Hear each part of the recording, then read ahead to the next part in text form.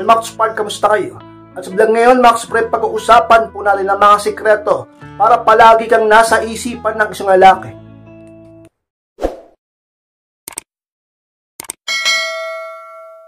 At kung handa na kayong lahat, masarap po tayo at muli, be inspired!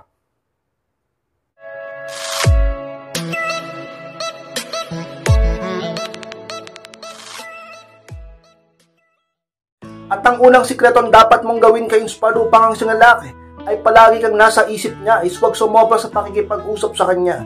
Yan ang unang bagay kay inspired na dapat mong tandaan at dapat mong balansehin. Alam ko na pag ang isang tao ay nagmahal, lalo na mga kababaihan, ay talaga namang bigay todo yan. At lagi kang sabik sa lalaking mahal mo. Dahil doon sumusobra pa minsan-minsan ang effort mo at ang oras mo sa kanya. Pero kay inspired, practicein mo na huwag sumobra palagi ang pakikipag-communicate o pakikipag-telebabad mo sa boyfriend mo o kaya naman sa mister mo. Dapat sapat lang at bigyan mo siya ng pagkakataon na hanapin ka at mamiss ka. Sa mga sikreto kay inspired, huwag sumobra sa pakikipag-usap sa kanya. Ikaw na ang bahalang dumiskarte kung paano magagawin yan upang ang lalaki ay palagi kang nasa isip niya kay inspired. At pangalawang sikreto mga inspired para palagi kang nasa isip ng isang lalaki, huwag kalimutan palagi magpaganda. Yun ang pangalawa kay inspired. Alam nyo, napakahalaga talaga niyan. Dahil kung hindi mo gagawin yan, ang lalaking mahal mo, imbis na isipin ka, baka ibang babae ang maisip niya. Baka sa ibang babae siya ma-attract at yun lagi ang maalala niya, imbis na ikaw. Kaya kay inspired, huwag kang masyadong kampante, kahit mahal na mahal ka pa ng partner mo, kahit sinasabi niya pa na hindi ka niya ipagpapalit sa iba, huwag kang masyadong kampante. Dapat doon pa rin tayo palagi sa sigurado. At para maging tiyak, dapat palagi ka nagpapaganda. Nagsa-self-improve. Ginagawa mo palagi ka inspired na high value ang looks mo upang ang lalaking mahal mo ay walang kawala sa'yo at hindi ka ipagpalit sa iba. At ikaw lang palagi ang maisip niya ka-inspired. At pangatlong sikreto, inspired para ikaw palagi ang nasa isip ng isang lalaki. Palagi magpakasipag at mag-focus palagi sa ibang bagay ng pangatlo ka-inspired. Alam nyo, dapat talaga meron kang pinagkakabalahan. Hindi yung wala ka ng ibang ginawa kundi tumingin sa cellphone mo at hintayin ang chat o text ng boyfriend mo o ng mister mo. Hindi yung lagi lang siya lagi ang iniisip mo at hinihintay mo. Dapat may mga bagay kang pinagkakabalahan. Mga bagay na pumupukaw din sa atensyon mo. Mga bagay na umuubos din ang oras mo. Hindi yung wala ka ng ginawa kundi isipin na lang isipin ng lalaking mahal mo. Huwag ganyan ka-inspired. Dahil kapag ganyan ang sitwasyon mo, malamang sa malamang maipakita at maiparamdam mo sa kanya ang pagkabaliw mo. At hindi magandang bagay yun. Talaga namang ka-inspired, malaking validation sa lalaki yun at magiging low value ka sa kanya. At baka ma-spoil siya sa'yo. Kaya maghanap ka ng mga bagay na pwede mong pagkalibangan. Mga bagay na pwede mong gawin sa buhay mo upang hindi ka palaging talaga namang nababaliw sa lalaking yan. At ang lalaking yan ay palagi kang maisip ka-inspired. Ang pang-apat na sikreto inspired para talaga namang ikaw palagi nasa isip ng isang lalaki, maging mabait at sweet sa kanya. Yan ang pang-apat ka-inspired. Alam nyo, kung magiging ganyan ka, ay tiyak na hindi ka lang iisipin na lalaki, sigurado kung palagi ka pa niyang hanap-hanapin. Sino ba naman ang aayaw at hindi magmamahal at mahuhulog ang loob sa isang babaeng mabait tapos malambing pa? Diba ka-inspired? Kaya huwag kang masyadong suplada, huwag kang masyadong palaaway, huwag kang toxic sa kanya.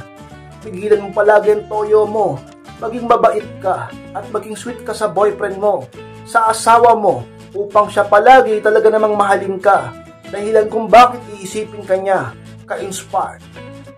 At malamang sikreto inspired para ikaw palagi ang nasa isip ng isang lalaki, maging matulungin sa iyong kapwa. Yan ang panlima inspired. Bakit naman ganun ka-inspired? Kapag ba ginawa ko yan, siguradong ang lalaking mahal ko ay isipin ako, ay sigurado yung ka-inspired. Sapagkat sino ba naman ang hindi mas lalong mag-iisip at mahuhulog ang loob sa isang babaeng matulungin sa kanyang kapwa? Hindi ba't mas lalong magiging proud at may in love sa iyo ang boyfriend mo o mister mo sa ganyang gawain mo? Matulungin ka sa iyong kapwa, mapagbigay ka pa. Mga ganyang bagay talaga namang katangian na hinahanap-hanap na makalalakihan sa isang babae na kung iisipin mabuti, para bang napakailap na sa panahon ngayon.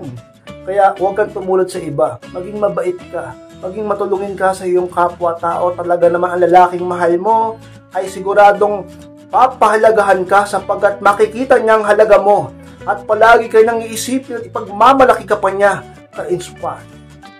At ang pangalang sikreto mga ka-inspired para palagi kang nasa isip ng isang lalaki, maging humble pero magkaroon ng mga pangarap. Yan ang pangalang ka-inspired. Alam nyo, isa yun sa mga pinakasikreto talaga upang ang lalaki ay palagi kang isipin at mas lalo ka pa niyang mahalin. Ang maging humble ka sa buhay at sa pagkatao mo, maging mapagpakumbaba ka. At dagdag pa, bukod sa humble ka ay meron kang mga pangarap. Yung iba kasi humble lang mapagpakumbaba lang, pero hindi niya alam kung saan siya patungo, ni walang pangarap. Kung may pangarap man, kinakalimutan. Yung iba naman may pangarap, naabot na nga yung pangarap, napaka mapagmataas naman. Alam nyo mga ka-inspired, pagsamahin niyo yung dalawang bagay niyan. Una, sa lahat ng pagkakataon, maging mapagpakumbaba kang babae. Maging humble ka. Kahit successful ka na, matagumpay ka na, mayaman ka na, sikat ka na, kung sabihin pa natin marami ka nang na-achieve o nakuha sa buhay mo, maging mapagpakumbaba ka pa rin. Maging humble ka at patuloy kang magkaroon ng mga pangarap sapagkat yan ang nagpapatunay na isa kang high value na babae. At yan ang mas lalong nagtudulot sa'yo ng pagiging high value mo. Dahilan kung bakit maraming nagkakagusto sa'yo. At dahilan kung bakit ang lalaking mahal mo ay kahit anong gawin niya ay hindi ka mawala sa isipan niya sapagkat ganyan ka ka-inspired. At ang pitong sikreto mga ka-inspired para palagi kang nasa isip ng isang lalaki, maging medyo clingy. Yan pa pito ka-inspired. Ka-inspired, kala ko ba wag maging sobrang clingy? Wag maging sobra. Lahat naman ng bagay sa mundong ito, pag sobra, hindi na maganda eh. Ano ba sabi ko? Wag, maging medyo clingy.